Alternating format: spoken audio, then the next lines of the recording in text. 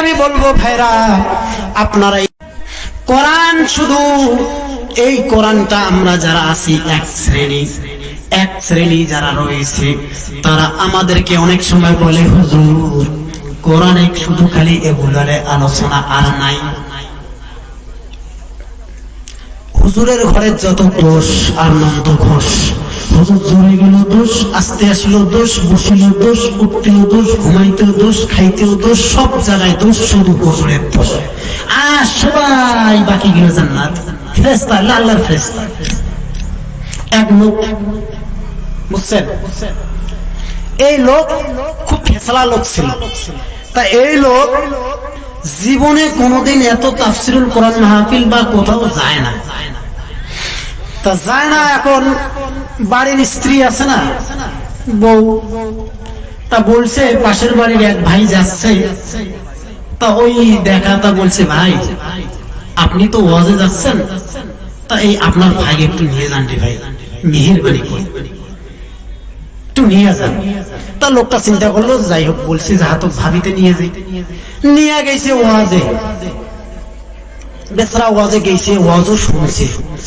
এই ওয়াজ, হুজুর যে ওয়াজ করছে সেদিন ওই হুজুর ছিল, ওই হুজুর ওয়াজ করছে খালি ঢিলা আর কুলুবের ওয়াজ, পাক পবিত্রতার ওয়াজ, বুঝেন নাই? তাই এখন ওই ওয়াজ করছে, তার বেচারার অন্তরে ধরছে যে না রে, আসার সময় ওয়াজের রাতে আসতেছে, অন্ধকার রাত, কুয়াশা, এরকম ঠান্ডার দিন আছে না, অনেকের মনে করেন যে হিসুর চাপ দেয়, প্রস্রাবের চাপ দেয় না, রাস্তার সাইডে বিভিন্ন জায়গায় প্রস্রাব করে অনেকে। এখন প্রস্রাবের চাপ দিচ্ছে যে ভাই দাঁড়ারে আমি প্রস্রাব করি। তখন ওই কইছে হুজুর ঢিলা কুলুবের ওয়াজ করছে, ঢিলা কুলুব নেশ ফিরা তাসির করিস। তাহলে বেসরা দেখছে পেশাব জায়গায় করতে বসছে, তো ওই জায়গায় আশেপাশে কোনো শুকনো ঢিলা ইটের ঢিলাগুলো পায়নি, তার বালু ছিল, বালু চকচকা বালু, চিনির মতন দানা। তখন পেশাব শেষ, তখন চিন্তা করলো হুজুর পাক পবিত্রতার ওয়াজ করলো না, ঢিলা ব্যবহার করতে হবে। বেসরা হাত দিয়ে ঢিলা দিচ্ছে। এখন ওই বালুর মধ্যে যে নাল পিঁপড়া ছিল, বেচারা তো আর জানে না, জায়গা মতন দিচ্ছে, আর ইনজেকশন শুরু, ওটা যুদ্ধ শুরু হয়ে গেছে। যখনই শুরু হয়েছে তখনই খালি করে এই জন্য আমাকে ভাল লাগে না হুজুরের ঘর।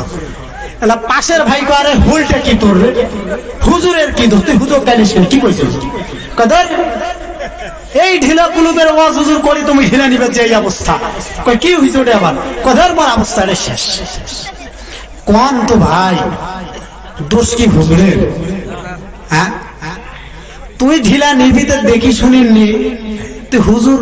এই হচ্ছে ঘটনা ভাই, আমাদের দোষ সব জায়গায়।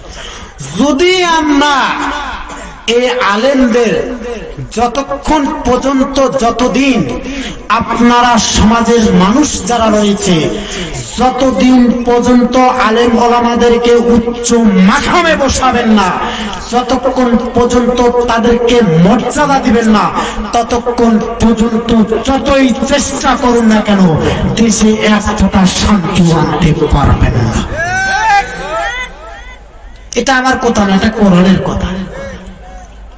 কারণ শুধু হুজুর বাদ দেন, যতগুলো পৃথিবীতে যতগুলো জনগণ, যতগুলো মানুষ এ পর্যন্ত রয়েছে, এ বাংলাদেশে প্রত্যেকটা মানুষ আজকে যদি কোরআনের উপর আমল করা শুরু করে